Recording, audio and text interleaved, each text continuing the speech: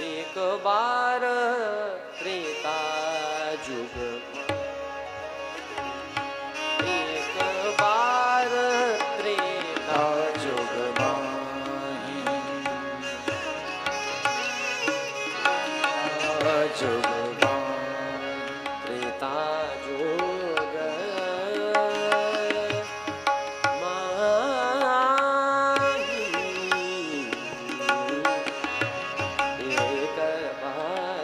एक बार त्रेता जुग रे समारे पवनी पम पनी सनी पम रे एक बार त्रेता जुग शंभु गए कुंभ ऋषि पाही पाही पाही एक बार त्रेता जुग रे रे मा पनी पम रे रे एक बार त्रेता जुग एक बार त्रेता जुग शंभु गए कुंभज ऋषि पाही एक बार त्रेता जुग एक बार त्रेता जुग एक बार त्रेता जुग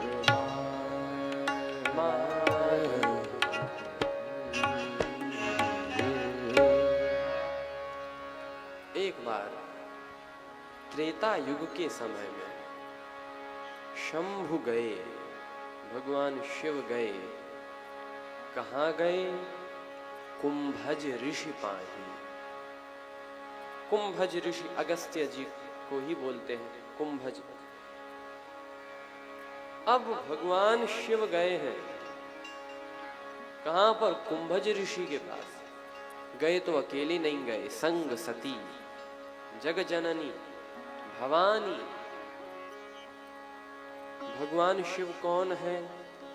कृपा सिंधु शिव परम अगाधा, अत्यंत गहरे हैं, परम अगाधा, कृपा के समुद्र हैं समुद्र।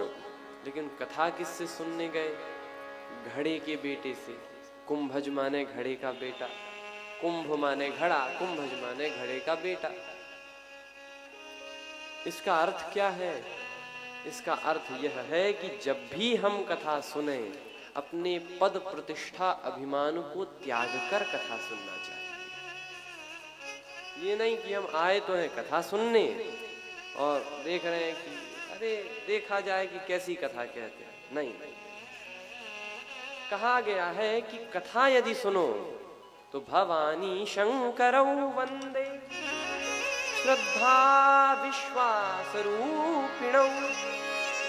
श्रद्धा अर्थात पार्वती जी वो श्रोता हैं, विश्वास माने शंकर जी वे वक्ता हैं। वक्ता में विश्वास हो और श्रोता में श्रद्धा हो, क्योंकि श्रद्धावान लभते ज्ञान, श्रद्धावान को ही ज्ञान मिलता है। भगवान शिव हैं समुद्र, लेकिन आज एक घड़े के बेटे से कथा सुनने गए और अपनी महिमा कुंभज ऋषि के आगे छोटी बताई। मानो तुलसीदास जी से पहले ही कह दिया हो कि बाबा तुम हमें कुछ भी मानो, लेकिन जिनसे हम कथा सुनने जा रहे हैं वे वक्ता हैं, हम श्रोता हैं। तो श्रोता की महिमा वक्ता के आगे कम रखना। और इसीलिए तुलसीदास जी भी कहते हैं एक बार त्रेता जुग माही शंभु गए कुंभज ऋषि पाही। कहते हैं शंभु गए। अब शब्दों पर जरा गौर फरमाएं। शंभु गए, शंभु 2 अक्षरों का नाम है। किससे कथा सुनने गए? कुंभज ऋषि पाही। कुंभज 3 अक्षरों का नाम है। ये मानो वक्ता को बड़ा बताया तुलसीदास जी ने, यद्यपि शंकर जी कृपा सिंधु है। अच्छा, सती जी का नाम भी 2 ही अक्षरों में, संग सती, जग जननी भवानी, पूजे ऋषि अखिलेश्वर जानी। पहुंचे, कुंभज ऋषि ने बड़ा स्वागत सत्कार किया। अब उन्होंने तो शंकर जी के भाव से स्वागत सत्कार किया। सती जी की बुद्धि में अभिमान आ गया कि हमें कथा ही सुनना है तो इनसे काहे को सुने, कथा तो हमारे पति ने लिखी है, कथा तो हमारे घर की है, तो जब जाए सुन लेंगे। बस इसी अभिमान के कारण उन्होंने कथा सुनी नहीं। लेकिन एक बात है, जो भी भगवान की कथा मन से सुनता है, पद प्रतिष्ठा त्याग कर सुनता है, उसके पद प्रतिष्ठा में अभिवृद्धि ही होती है, वे बढ़ते ही हैं। कैसे? जैसे शंकर जी के बड़े आए थे शंभु बनकर, लेकिन जैसे ही कथा सुनी, राम कथा मुनि बरज बखानी, राम कथा मुनि बरज बखानी, सुनी महेश परम सुख मानी, सुनी महेश परम सुख माने, सुनी महेश परम सुख मानी, राम कथा मुनि बरज बखानी, राम कथा मुनि बरज बखाने, राम कथा मुनि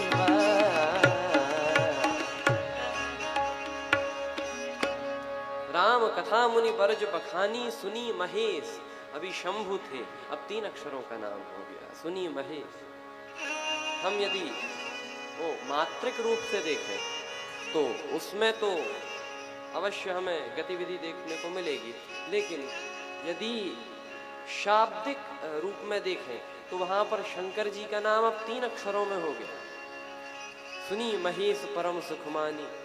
अच्छा, थोड़ी देर कथा सुनी शंकर जी ने, मन लग गया तो और सुनी तो कहत सुनत रघुपति गुण गाथा, कछु दिन तहां रहे गिरिनाथा।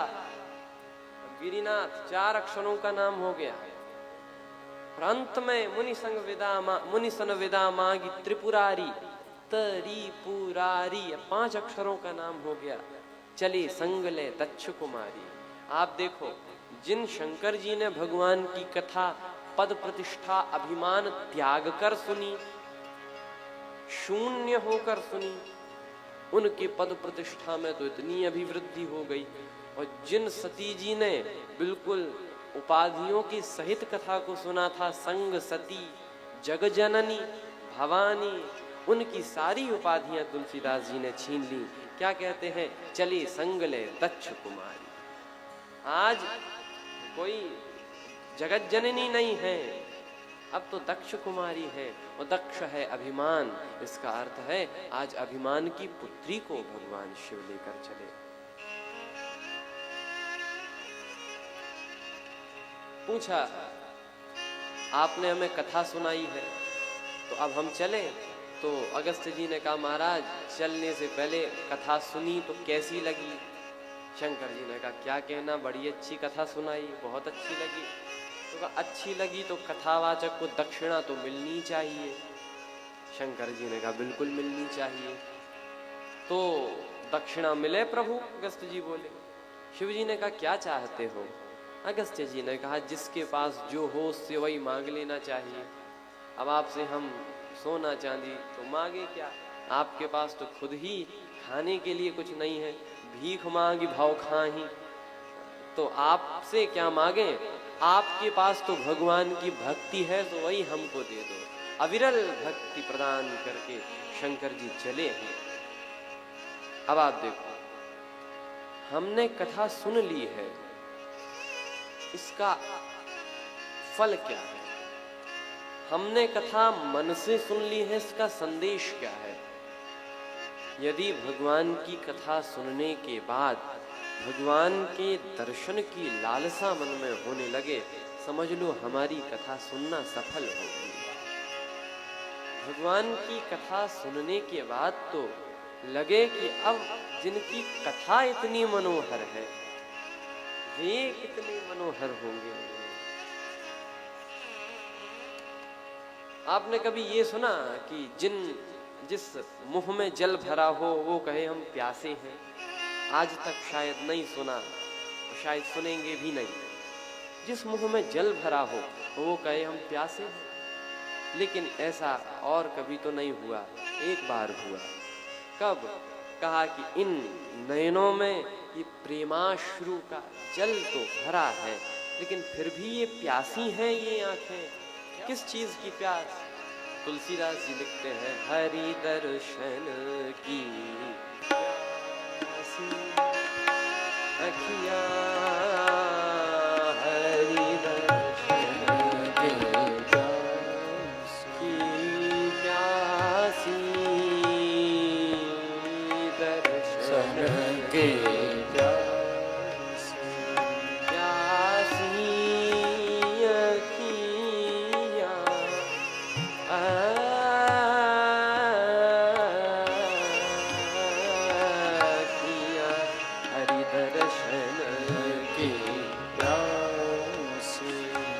देखो चाहत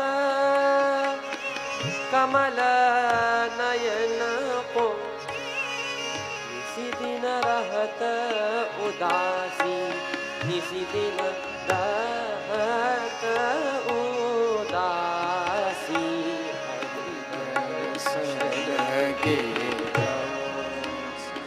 प्यासी अखियां दर्शन की प्यासी प्यासी।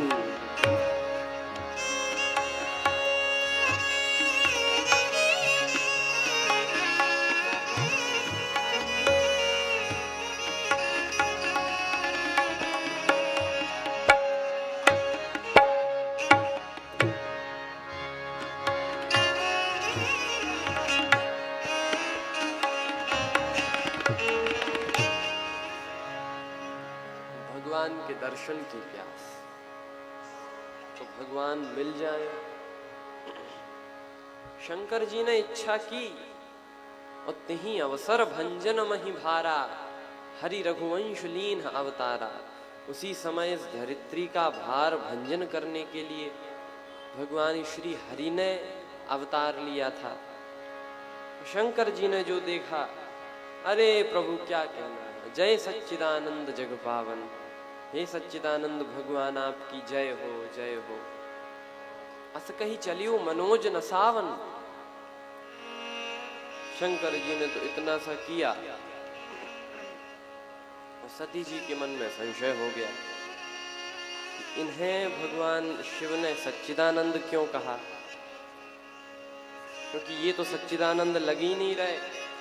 भगवान श्री राम उस समय सीता जी को खोजते फिर रहे थे वनों में, ये तो सच्चिदानंद नहीं लग रहे। सती जी ने कहा सच्चिदानंद माने क्या? कि सत रूप में हो, चित रूप में हो, आनंद रूप में हो। ऐसे सत चित आनंद ही सच्चिदानंद है। तो यदि सत रूप में होते तो असत्य मृग के पीछे क्यों भागे? चित रूप में होते, सबके हृदय में वास करते हैं, तो इन्हें तो पता रहना चाहिए कि सीता जी कहाँ हैं। पर ये तो खोजत फिर ही लता तरु पाती, तो खोजते दिखाई दिए। और यदि आनंद स्वरूप में होते तो ये तो रोते दिखाई दिए। तो सच्चिदानंद तो हमें कहीं एंगल से लग नहीं रहे हैं, लेकिन हमारे पति ने इन्हें सच्चिदानंद कहा है, तो मेरे पति के मुख से कही हुई बात कभी झूठ भी नहीं हो सकती। शंकर जी के मुंह से कही हुई बात कहीं झूठ नहीं हो सकती।